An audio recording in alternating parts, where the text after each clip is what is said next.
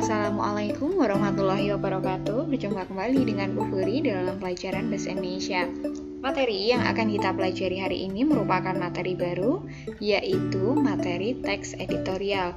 Apa dan bagaimana teks editorial itu? Mari kita simak bersama-sama penjelasannya. Kompetensi dasar yang akan kita capai pada materi ini, yang pertama adalah mengidentifikasi informasi dalam teks editorial. Kemudian, menganalisis struktur dan kebahasaan dalam teks editorial. Jadi, kalian nanti akan mampu menentukan bagaimana struktur dan ciri kebahasaan yang terdapat di dalam teks editorial. Apa saja yang akan kita bahas pada hari ini? Yang pertama adalah hakikat dari teks editorial. Yang kedua, jenis-jenis teks editorial. Kemudian yang ketiga, berhubungan dengan struktur teks editorial, dan yang keempat, berhubungan dengan ciri kebahasaan teks editorial. Apa sih sebenarnya teks editorial itu? Teks editorial bisa juga kita sebut sebagai tajuk rencana. Menurut KBBI, teks editorial berarti artikel dalam surat kabar, bisa juga majalah, yang mengungkapkan pendirian editor atau pemimpin dari surat kabar tersebut mengenai beberapa pokok masalah. Teks editorial dapat juga kita artikan sebagai opini atau sikap resmi media sebagai institusi penerbitan terhadap persoalan aktual, fenomenal, atau kontroversial yang berkembang di dalam masyarakat. Kemudian, opini yang disampaikan tersebut merupakan opini yang mewakili redaksi dari media massa tersebut, sekaligus mencerminkan pendapat dan sikap media yang bersangkutan. Kemudian, teks editorial bisa juga kita sebut sebagai karakter dan kepribadian sebuah pers. Jadi, berdasarkan pengertian di atas, bisa kita artikan editorial itu merupakan artikel yang membahas peristiwa-peristiwa aktual, fenomenal, atau kontroversial yang berisi pendirian seorang editor atau pemimpin surat kabar mengenai pokok-pokok masalah aktual atau fenomenal yang dibahas ini. Jadi, masalah utama yang dijelaskan di dalam teks editorial atau tajuk rencana ini adalah masalah yang sedang hangat dibicarakan atau masalah yang menyita perhatian publik. Apa sih sebenarnya tujuan dari penulisan teks editorial? Tujuannya, opini-opini yang ditulis dari masalah yang hangat tersebut bisa menggiring opini publik, memengaruhi orang, kemudian mempromosikan pemikiran kritis, dan bisa juga menyebabkan orang bertindak atas suatu isu tersebut. Apa saja jenis dari teks editorial? Yang pertama adalah interpretatif editorial. Editorial ini ditulis dengan tujuan menjelaskan isu-isu yang dipertaruhkan oleh fakta dan figur, tujuannya untuk memberikan pengetahuan atau penerangan kepada pembaca. Kemudian yang kedua adalah kontroversial editorial. Editorial ini lebih cenderung menyebarkan sudut pandang tertentu untuk meyakinkan pembaca pada keinginan isu tertentu, sementara sudut pandang yang berlawanan atau tidak sesuai digambarkan dengan buruk. Kemudian yang ketiga adalah explanatory editorial yang menyajikan masalah untuk dinilai oleh pembaca. Jadi ada sebuah masalah aktual, kemudian pembaca diminta untuk menilai dan mengkritisi isu-isu tersebut.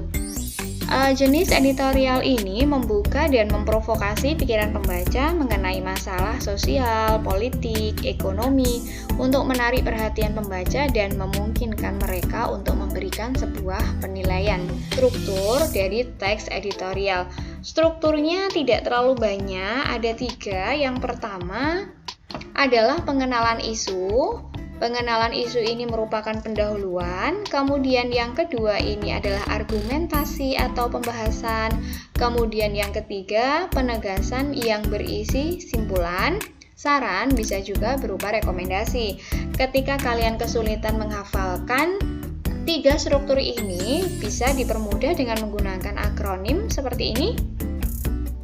PITA, SISA. P untuk pengenalan isu, ini untuk argumentasi, tasi ini untuk argumentasi, kemudian sanya untuk bagian penegasan. Ini merupakan struktur dari teks editorial. Kita bahas kembali bagaimana pengenalan isu. Pengenalan isu itu merupakan bagian pendahuluan. Pengenalan isu itu merupakan permasalahan atau topik yang akan dibahas pada bagian selanjutnya. Penulis mengenalkan masalah fenomenal atau masalah aktual apa yang dibahas pada bagian ini. Apakah masalah yang dibahas pada bagian pengenalan isu harus peristiwa atau persoalan yang aktual, fenomenal, dan kontroversial? Iya, karena apa? Teks ini menggiring opini publik untuk bisa mempercayai atau mengikuti apa yang dikatakan oleh redaktur atau mungkin pendirian redaktur. Dan yang paling utama, masalah ini adalah masalah yang berpengaruh pada kepentingan publik atau khalayak banyak. Sehingga yang dibahas atau yang diutamakan adalah peristiwa atau persoalan yang sifatnya aktual, terbaru, fenomenal, dan kontroversial. Jadi perhatian banyak orang pasti akan tertuju pada masalah yang dibahas oleh redaksi. Contohnya seperti apa? Saya mengangkat sebuah tulisan yang diangkat di Jawa Pos yang ditulis oleh NG Tirto Adi tanggal 24 Agustus tentang pembelajaran jarak jauh. Pada bagian pendahuluan dituliskan bahwa pandemi Corona atau COVID-19 meluluh lantakkan sendi kehidupan dan salah satunya adalah pada bidang pendidikan. Yang disoroti di sini adalah berubahnya pembelajaran tatap muka yang berbasis kelas menjadi pembelajaran jarak jauh yang dilakukan secara daring atau online. Kemudian berubahnya pembelajaran tersebut disusul dengan keputusan bersama 4 menteri tentang panduan penyelenggaraan pembelajaran di masa pandemi bahwa daerah zona merah dilarang membuka sekolah dengan tatap muka.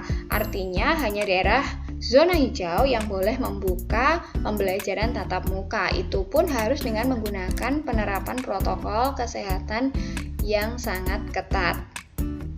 Bagian yang kedua adalah argumentasi. Argumentasi merupakan pembahasan yang berisi tanggapan redaksi terhadap isu. Jadi, penulis menyampaikan tanggapan-tanggapan terhadap masalah yang sudah kita kemukakan pada bagian pengenalan tadi. Dan bentuknya bisa berupa alasan atau bukti yang digunakan untuk memperkuat pernyataan. Kemudian argumentasi ini dapat juga digunakan untuk menolak pendapat, dan di bagian ini keberpihakan penulis terhadap pihak-pihak yang terdapat di dalam teks atau keberpihakan penulis terhadap masalah yang dimunculkan atau topik yang dibahas muncul pada bagian ini. Argumentasi yang dituliskan bisa berupa pernyataan umum atau generalisasi, kemudian yang kedua data hasil penelitian atau pernyataan ahli dan fakta yang didasari referensi. Contoh argumentasi dari topik yang kita bahas sebelumnya seperti ini. Penulis mengungkapkan bahwa pelaksanaan pembelajaran jarak jauh tidak sesederhana yang dibayangkan. Tidak semua satuan pendidikan siap dengan infrastruktur pembelajaran jarak jauh. Penulis juga mengungkapkan bahwa ada juga area yang mungkin tidak terjangkau oleh sinyal atau internetnya tidak bagus.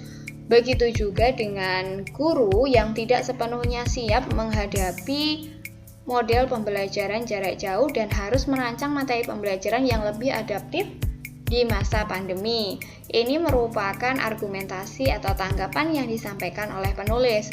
Kemudian, penulis juga mengambil pernyataan seorang tokoh terkenal yaitu Presiden ke-26 Amerika, Theodore Roosevelt, yang mengatakan bahwa betapa bahayanya penyelenggaraan pendidikan yang mengabaikan nilai-nilai karakter.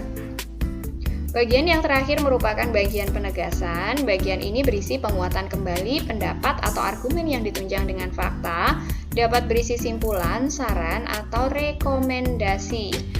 Biasanya, bagian ini juga berisi harapan redaksi terhadap pihak terkait dalam menghadapi isu-isu atau masalah aktual yang dibahas. Contohnya seperti ini. Penulis menuliskan harapannya bahwa disinilah perlunya mengevaluasi secara menyeluruh dengan segera kebijakan implementasi PJJ di masa pandemi COVID-19 sebelum kejenuhan dan kehampaan praksis pembelajaran berlangsung kian mendalam.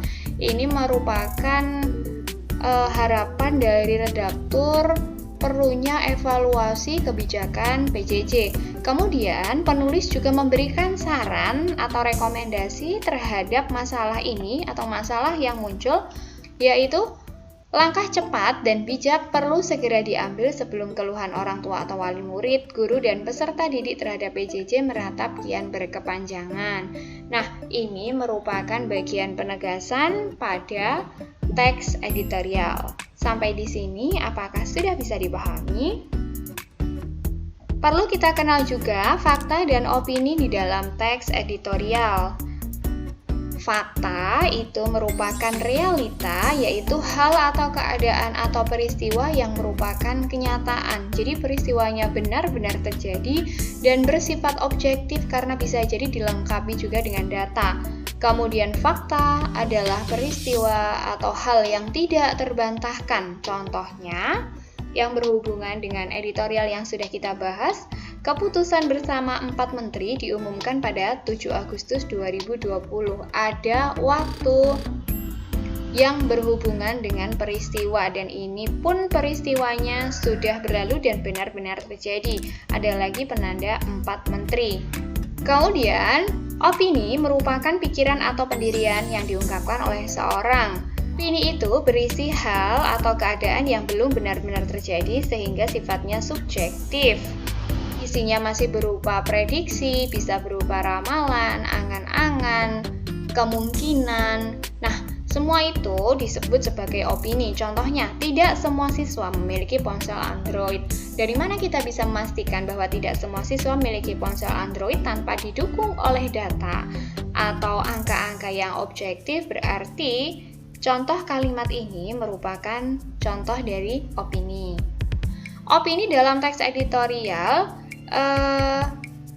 merupakan salah satu pelengkap tanggapan redaksi untuk mendukung pandangan atau sikapnya terhadap topik yang dibahas. Yang pertama bisa berupa kritik, yaitu tanggapan atau kupasan yang kadang-kadang disertai uraian dan pertimbangan baik buruk. Ingat ya, kritik itu tidak selalu suatu yang buruk, tapi lebih mengarah pada pertimbangan baik buruk terhadap suatu hal. Kemudian bisa juga berupa penilaian, yaitu memberikan ulasan terhadap mutu atau kualitas suatu hal. Yang ketiga bisa berupa prediksi, ini ramalan, perkiraan. Kemudian bisa juga berupa harapan tentang keinginan terhadap suatu supaya menjadi kenyataan. Dan bisa juga berupa saran, yaitu pendapat yang dikemukakan untuk dipertimbangkan. Misalnya, solusi terhadap masalah yang dikemukakan. Contohnya seperti apa? Mari kita simak. Contoh opini, saya tetap mengambil sumber bacaannya dari yang ditulis oleh NG Tirto ADMP di Jawa Pos tanggal 24 Agustus 2020 mengenai kemerdekaan belajar yang terkoyak.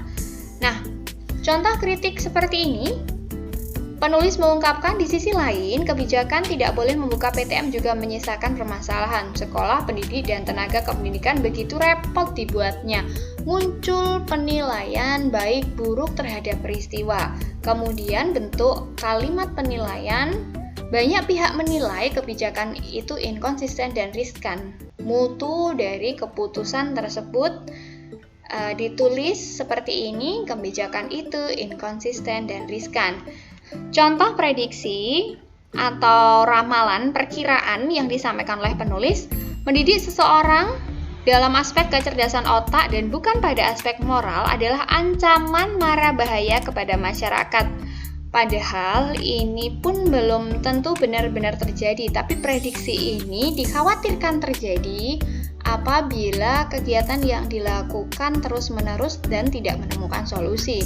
Harapan yang dituliskan disinilah perlunya mengevaluasi. Bagian yang tercetak tebal ini merupakan harapan penulis tentang kebijakan implementasi PJJ di masa pandemi. Dan yang bagian terakhir sarannya, langkah cepat dan bijak perlu segera diambil. Ini merupakan saran dari penulis sebelum keluhan orang tua, wali murid, guru, dan peserta didik terhadap PJJ meratap kian berkepanjangan. Nah, sampai di sini apakah sudah bisa dipahami contoh-contoh Bagaimana perbedaan kritik, penilaian, prediksi, harapan, dan saran.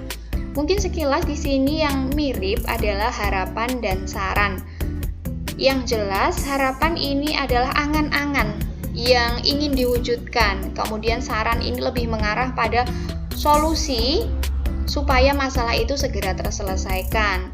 Kalau ada yang masih bingung bagaimana membedakan kritik dan penilaian, ingat, penilaian itu mengarah pada mutu. Kalau kritik ini lebih mengarah pada pertimbangan baik buruknya suatu ketika itu terjadi. Sekarang yang kita bahas adalah kaidah kebahasaan atau ciri kebahasaan dari teks editorial. Yang pertama adalah kalimat retoris. Yang kedua adalah kata populer. Yang ketiga berhubungan dengan kata ganti penunjuk. Dan yang terakhir berhubungan dengan konjungsi kausalitas. Kalimat retoris adalah kalimat pertanyaan yang tidak ditujukan untuk mendapatkan jawaban. Apakah ada bentuk kalimat seperti ini? Tentu ada. Tujuannya untuk apa? Supaya pembaca merenungkan masalahnya sehingga tergugah berbuat sesuatu atau berubah pandangannya. Contohnya, dilematis memang membuka PTM atau melanjutkan PJJ, akan tetapi harus dipilih secara cepat dan tepat. Bukankah begitu? Pertanyaan ini tidak memerlukan jawaban ya atau tidak, atau bahkan mungkin penjelasan detail. Jadi cukup pembaca merenungkan pertanyaan ini, atau mungkin pembaca berubah pandangannya setelah kalimat retoris atau pertanyaan seperti ini muncul. Ditandai dengan tanda tanya karena merupakan pertanyaan, tetapi tidak ditujukan untuk mendapatkan jawaban. Kemudian ada lagi yang kedua adalah kata populer. Kata populer ini kita kenal dalam kehidupan sehari-hari. Semua lapisan masyarakat menggunakannya dan kita tidak perlu membuka kamus untuk mencari dari kata tersebut.